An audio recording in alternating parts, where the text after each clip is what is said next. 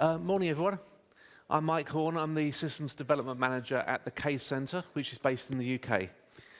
We're an educational charity that sells case studies and teaching materials to business schools who use a teaching methodology called the CASE method as a way of instructing their students about business world concepts and dilemmas.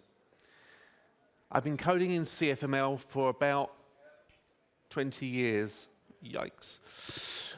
That was from the Alaire days, through the Macromedia days, through the Adobe days, to present time where we're now using Lucy. I also use JavaScript, particularly jQuery, which is pretty awful. HTML, of course, with occasional forays into Python.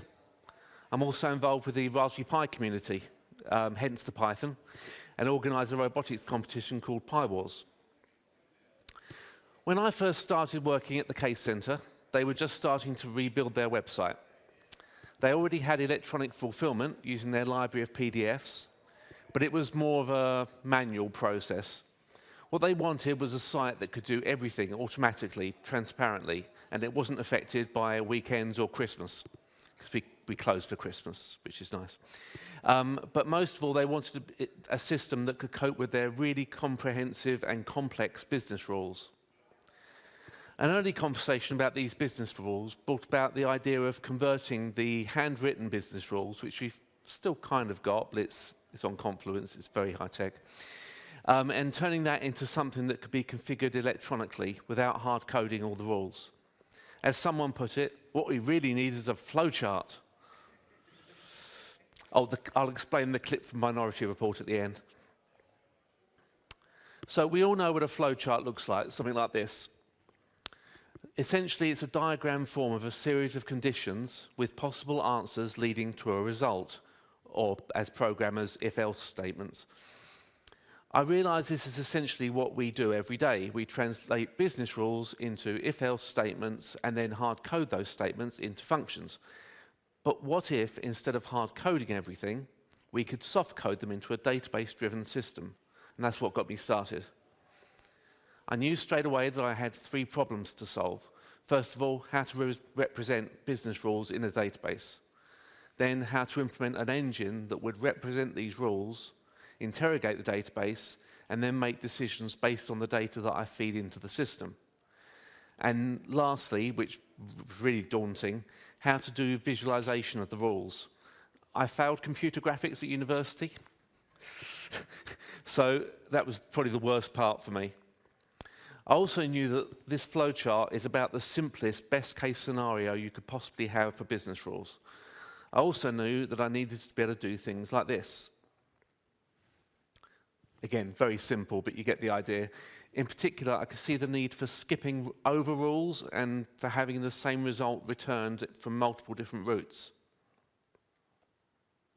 So you'll see on this highlighted version, there's an exit from a condition, which is the red line, that skips a rule and then rejoins the flowchart after the skipped rule.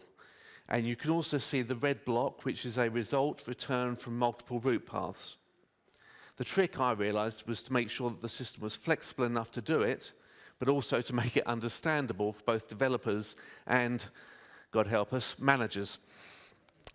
So what I came up with was a visualization engine that produced evenly spaced flowcharts that could be configured to make decisions based on data that was fed in and could return a result. But what do you call it? I always try and give it a name, a system a name, just to give it some personality. I know personality and creativity and development, very odd thing.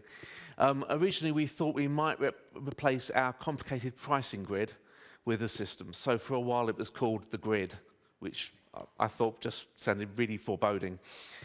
But I realized that we'd have to still have the pricing grid and that the system would be used for other things as well as for affecting prices. So therefore, I came up with a more generic name. Ended up calling it the Matrix, which was a really bad idea.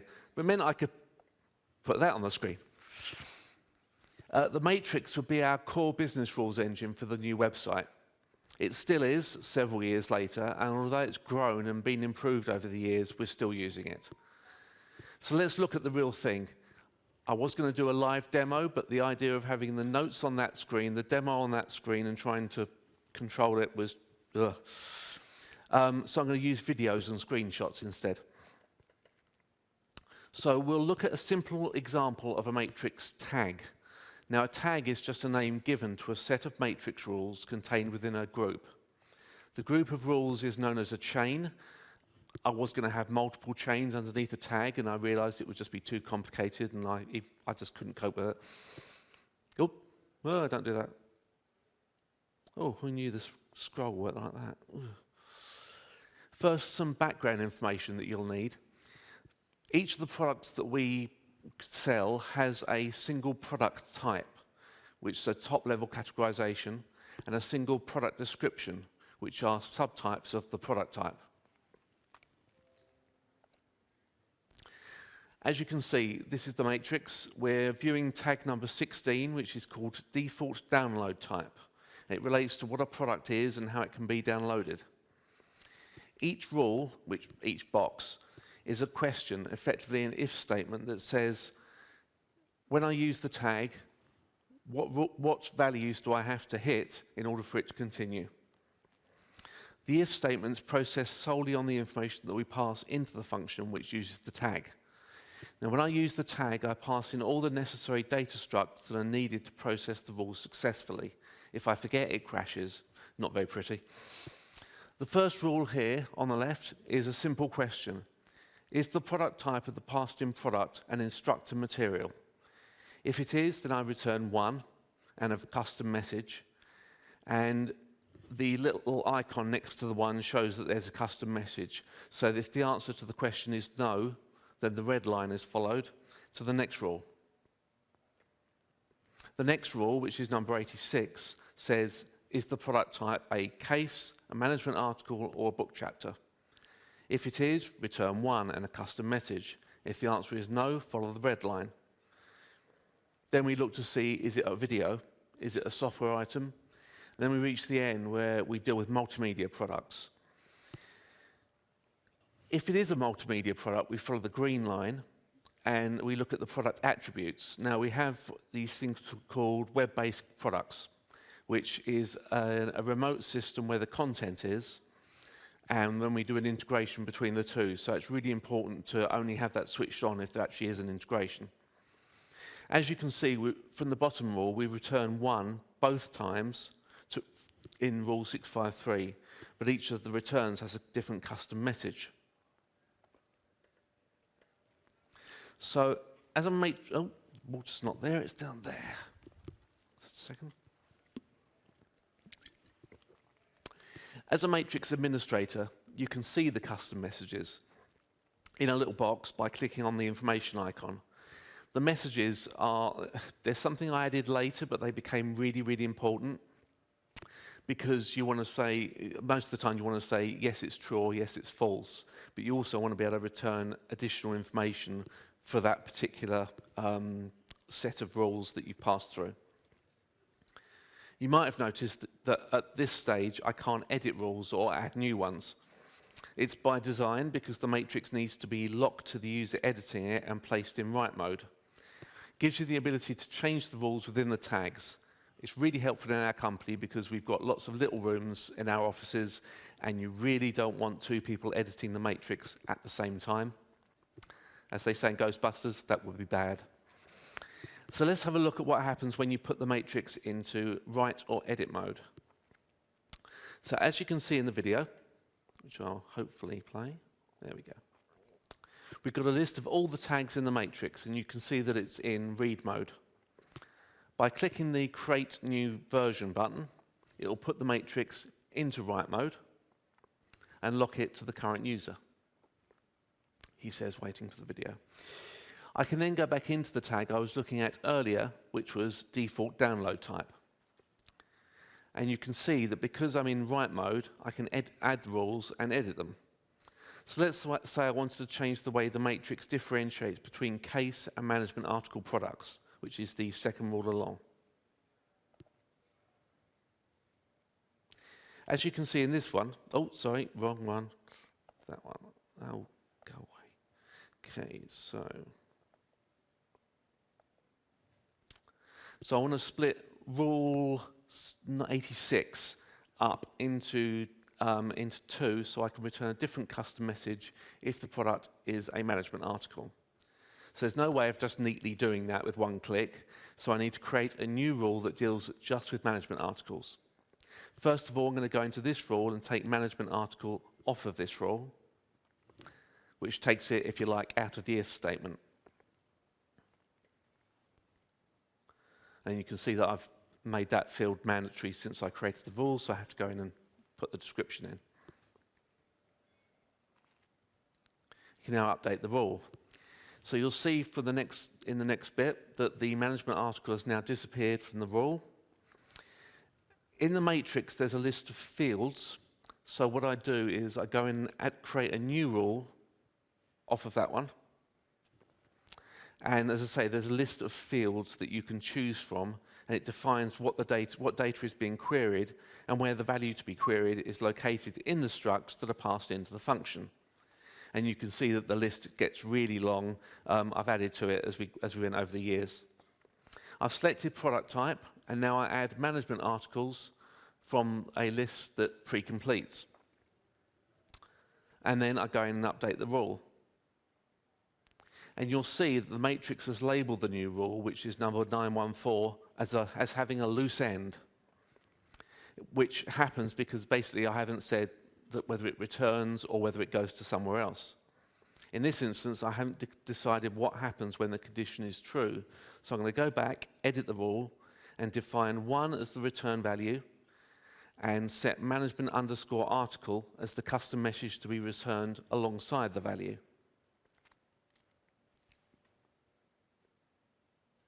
And you'll see that the loose end message has disappeared to be replaced by the 1 and the custom message.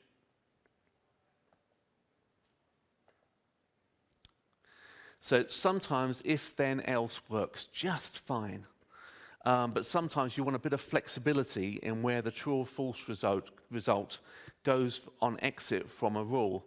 You want to be able to share rules and make big leaps across the logic. Sometimes you want to jump from one side of the screen to the other.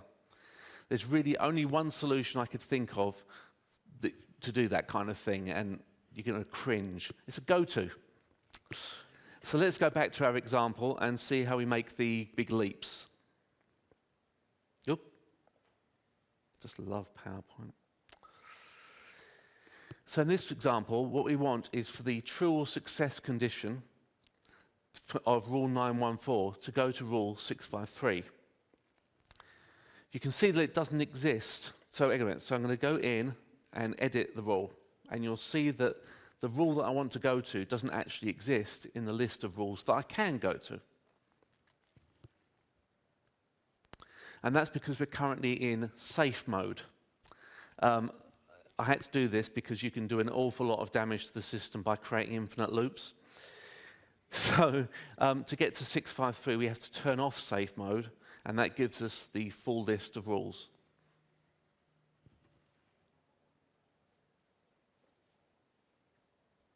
If I can ever find it.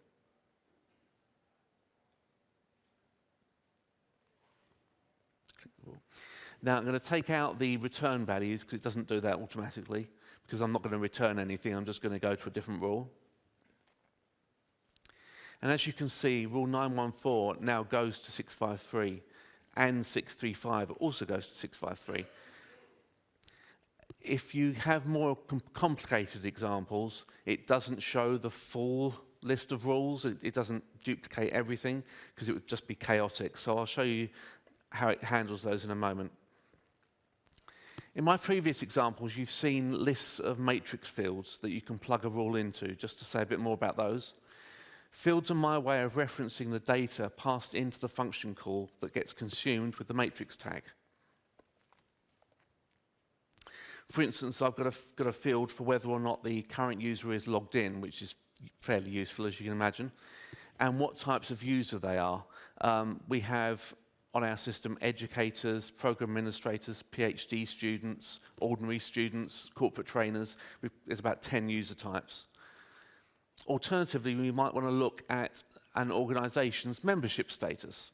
So the case center is an organization that has members. So we use the matrix to determine whether or not we give them access to things based on whether they're members, what type of member they are. For instance, there might be a particular service that some members get and some don't.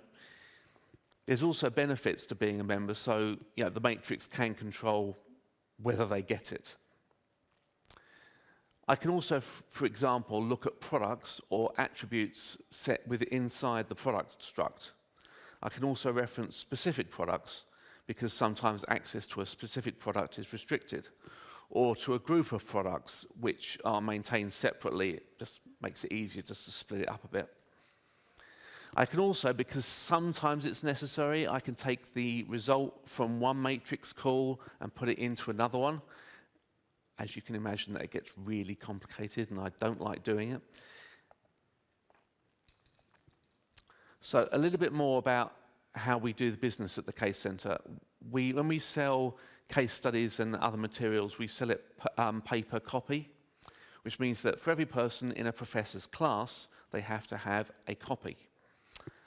But as well as the pay per copy model, we also offer a license for the undergraduate market. It's really imaginative, the Undergraduate Case Teaching License, and we call it UCTL, which is both easier and more difficult to say.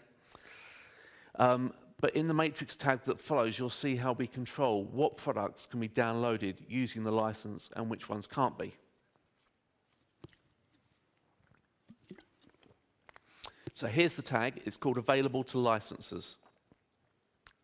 First of all, we make sure that the user's logged in. Then we make sure that they are one of the educational user types, which is educator, PA, or PhD.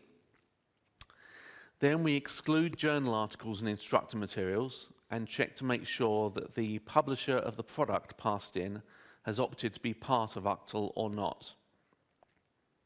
We only put electronically available products within the license, so we can check for that as well.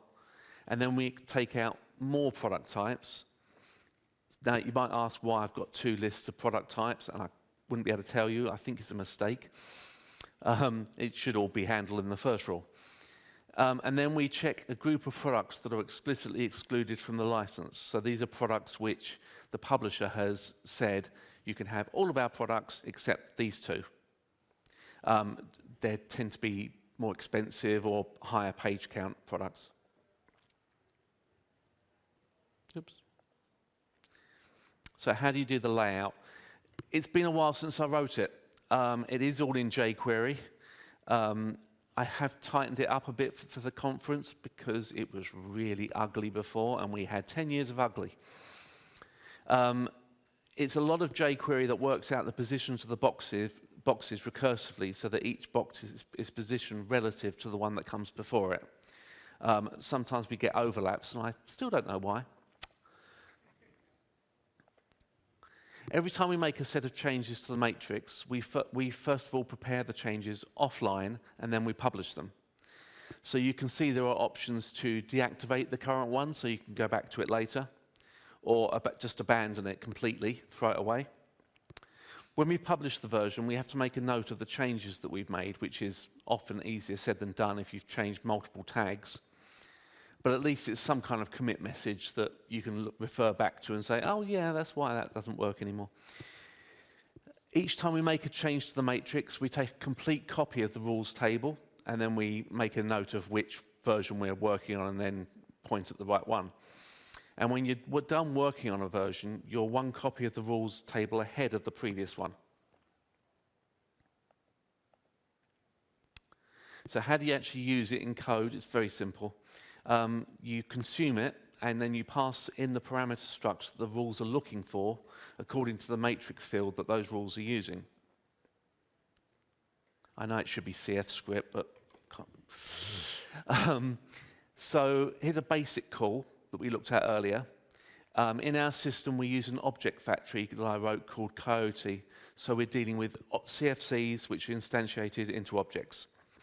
The matrix model object has a function called consume, and we pass in the name of the matrix tag, and then the rest of the parameters are what the tag needs in order for all its rules to be processed. So in this instance, we're passing in whether they're logged in or not, the current user, and the current product. When the consume call returns, it brings back the matrix result value and the custom message. The consume function is pretty simple. You can probably imagine how it works. It's a recursive loop that evaluates the passed-in value, compares it to the list of true values defined in the rule, and then decides which way to go based on the comparison between those values. When matrix tags go wrong, as they do occasionally, it normally happens when the managers have a go. Never happens when the devs do it. Do you remember me turning off safe mode earlier when I was editing a tag? It's because I'm only allowing the selection. Because I'm allowing the selection of any rule in the database, it's very easy to create a loop by linking back to a previous rule in the same tag, or even more fun, picking a rule from a different tag entirely. So in terms of the infinite loop situation, I've just put a little bit of a catch in the recursive part, which says how many rules have you processed, and if it goes over 1,000, it stops. Really, really terribly, not gracefully, but it just stops. But it does tell you there's a problem in the tag. In terms of the other situation where you can link to a rule in a different tag, I thought ages ago this might be a really good idea, and then I realized that it was a really, really bad one. What I should be doing is only listing the rules that are in that tag, but we don't record in the rules table which tag it belongs to. You just record the previous rule. But a colleague of mine is working on a way to extract all the rules in a tag and then keep a record of which ones I should be showing. Also means I might not need to have safe mode at all in the future. So won't a bunch of CFF statements do, you might ask? Previous examples haven't been particularly complicated, but there is a reason why we don't do business logic in the code. So if you look at some of the larger matrix tags, you'll see the real value of it. Let's take a look at a tag called access allowed, which is, as you can imagine, fairly important in a system which deals with permissions. It asks questions such as, can a student from China access materials published by Harvard? The answer is no, by the way. You'll see that this is one of the wider tags when I just play the video and scroll through it. Each of the blue ones is one of those go-to statements. They didn't all start out like this. Some of them even looked quite pretty originally. So here's a Harvard restriction where we disallow purchases from China and other countries. We have a lot of license agreements with our publishers that say you're allowed to do this, but not this. Here's an Ivy restriction in which we can't sell books to North American, down the left, North American countries. So that's just one of our things. We're not allowed to sell the books to the country where Ivy is based. And in this one, we have a group of products called CIS, which we don't sell to Azerbaijan, Kyrgyzstan, Armenia, and all the countries listed. You might have seen that we use these junction boxes, which are the small ones at the top. They're just a way of spacing things out. I don't have the wherewithal to work it out in JavaScript based on, is this overlapping, is this not? It basically stops you having rules bunching up and overlapping. Let's look at a tag called determine download details. If I can just play that. So this controls how our products are fulfilled to the user. Each time someone buys a PDF, they get a customized, personalized copy containing a couple of watermarks defining how the copy is to be used. It's called social DRM. It basically says this product is allowed for this course on these dates. As you can see when we look at the custom messages, the rules return different configuration strings. So if I look at one of those, is that going to come up? There we go. It determines whether or not something is fulfilled transparently, just straight off, or whether it's queued and fulfilled as part of that queue. They also define whether or not an overlay is applied to the PDF. So when we have preview copies that are downloaded by the educators, they get a big splash across it which says this is only for preview, not for teaching purposes. it is semi-transparent, so they can at least see through it. This one is another really large tag. It's called Delivery Format Allowed. So our products are delivered in various different ways. So a PDF is watermarked and downloaded. Videos are viewed. Multimedia items which are stored elsewhere are integrated. The rules allow us to do complicated and sophisticated things with the delivery methods and disallow certain methods for certain products. It also stops us from it also allows us to be a little bit lazy. So for instance, we don't allow videos to be downloaded as paper copies because that doesn't make sense. So we restrict that in here so that nothing strange happens. The matrix is therefore partly a business rule logic store, but also a programmer's assistant where code logic can be represented in a soft way. You might have seen a few rendering problems where you've got little gaps below the lines. Even after 10 years, I still can't figure out why it does that.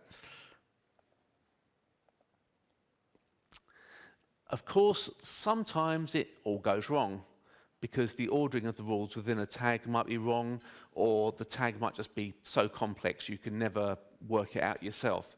So we want to debug things, and we just do this by passing debug equals true into the function call, which helpfully returns an array of all the rules that have been consumed, what decisions have been made along the way, and that sort of thing.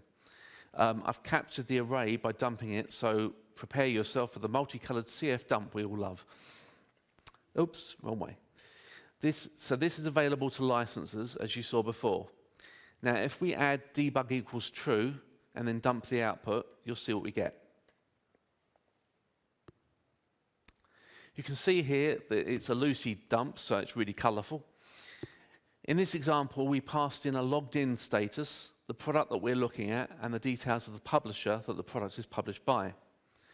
And you'll see that for each rule that's processed, we get an explanation of the rule in text, then details of the matrix field that's being queried, which is the blue box, and then an explanation of whether the if statement resulted in a success or failure, and then it tells you which direction it's going to go, sideways or downwards. When it's finished and you get to the bottom of the dump, the value and the custom message get returned.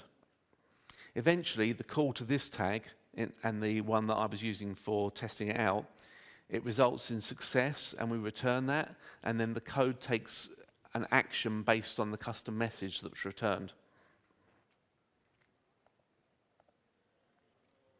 So that was a quick tour of the case centers matrix system.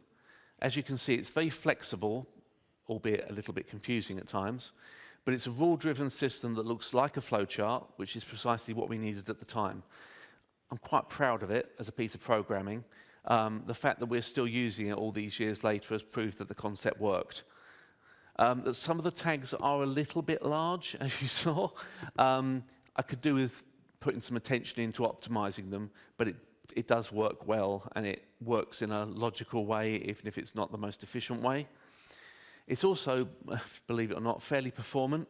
Considering how many rules you might have to go through in order to consume a tag, the only real issue with it is that you have to manually work out which order the rules should be going in and where they should be going. I would like to have some way of feeding the results of the debug call back into the matrix visualization so we can see visually where the path has taken you. And it would be nice to have some analytics to work out which rules are getting hit most. But it is quick enough that it's not been a major issue over the years it's been operational. Quick explanation of the initial clip of Minority Report. When I'm working the rules out, I try and visualize them in my head, but they sometimes get so complicated that I try to imagine the rules in front of me and moving them about. I'm now known as the person who waves his arms about and brings Minority Report into the office. So if you have any questions, I'll be outside for, what does that say, 15? Okay. And we finished way too early. If you have any questions, I'll be outside for the next half hour or so. Come and find me. My contact details are on the screen if anybody wants to ask questions that way. Thanks for listening.